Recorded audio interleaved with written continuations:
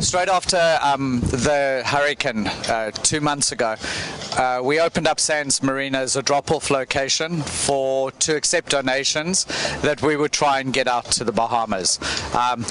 Expecting to have one or two people in their cars come up and drop off some supplies, get it onto a private boat, send it over to Freeport, and help the people there.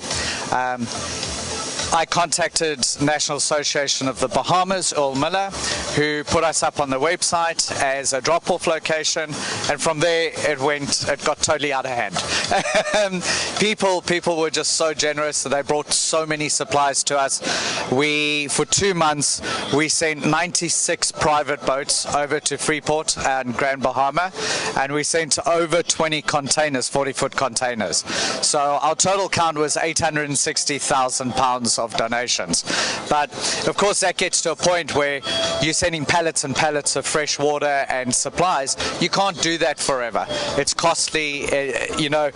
People forget, unfortunately that's the truth, and the donations start to get less as you move further away.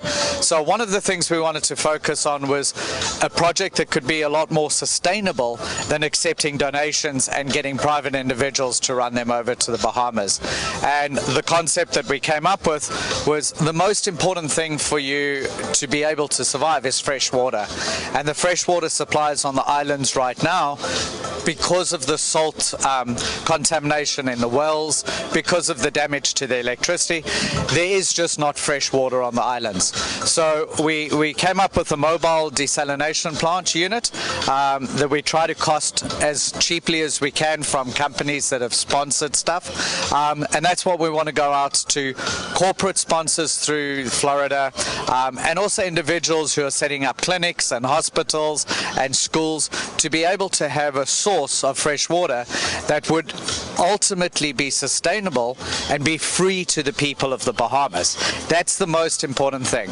We are involved with the government. We do have some government officials that are working with us, showing us where the need is, what their timeline to get water back to the people is, so that in between now and then we can fill that gap by at least supplying fresh water to the people.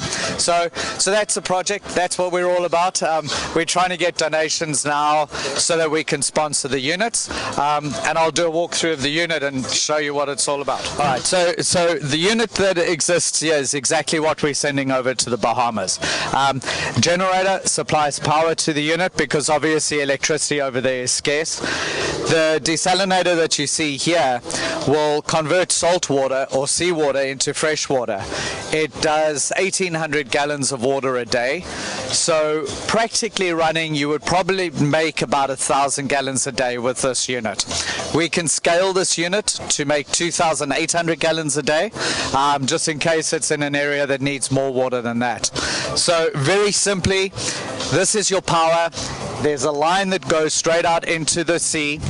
It sucks up into this unit, pressurizes the water, runs it through a membrane, which brings out fresh water. The fresh water then fills up a tank. The tank that we have over there is 500 gallons. So depending on the size of the community, we can run a 500-gallon tank, we can run a 1,000-gallon tank. 1,000 gallons a day is going to supply between 100 and 150 people. So this unit running 12 hours a day will give us enough fresh water for cooking, bathing, fresh water to drink to about 150 people. We've created it that size because what we'd rather do is create a lot of these units in a lot of different areas. Keep them small, keep it a community-based project so the community looks after and runs the unit, makes the water for themselves. It's not controlled by anybody else. Nothing is sold from here. You come and grab your water every day and away you go.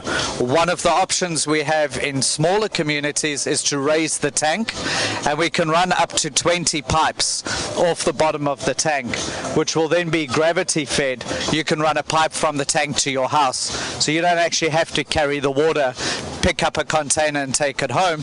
We can gravity feed it off the tank. If we can raise the tank about 15 feet, that's the height we need to be able to gravity feed up to a mile. Slow water, but it's water to your house without electricity. That's the unit. again, just trying to keep it for the people as free as we possibly can, and the sponsorships to buy the units are hopefully from donors, corporates, everybody else in Florida who's wanting to help. We think this is the best way we can help the Bahamas right now.